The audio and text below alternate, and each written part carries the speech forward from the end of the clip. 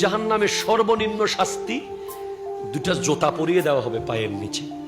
যেই দুটা আগুনের জুতা পরিয়ে দেওয়া হবে, এই জুতা পরার সাথে সাথে মাথার মগজ টকবক টকবক করে ফুটতে থাকবে।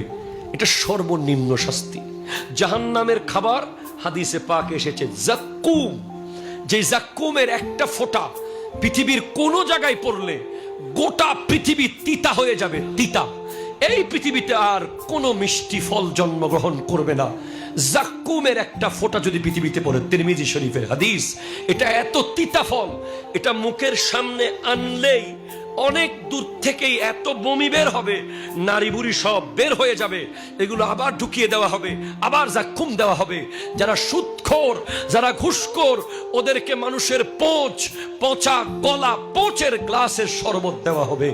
যারা শরাবি মদ পান করে, ওদের গলার মধ্যে শরাবের ভাণ্ড ঝুলিয়ে দেওয়া হবে। যারা জিনা করে, যারা পরকীয়া প্রেমে লিপ্ত, ওদেরকে জাহান্নামের ভয়ঙ্কর এক আগুনের ডেগে ফেলে দেওয়া হবে। যেই আগুন বারবার তাদেরকে উপরে তুলবে, আবার নিচে ফেলবে, আবার উপরে তুলবে।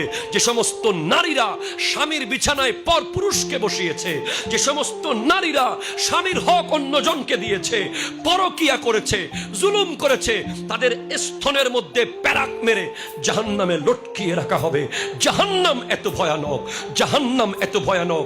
আর যারা মুনাফেক, যারা কথায় কথায় মিথ্যা বলে, মানুষের আমানত ফেরত দেয় না, ওয়াদা খেলাপ করে, তাদেরকে জাহান্নামের তলদেশ সমস্ত জাহান্নামীরা প্রস্রাব পায়খানা করে যেখানে ফেলবে সেখানে মুনাফেককে রাখা হবে। নাউজুবিল্লাহ।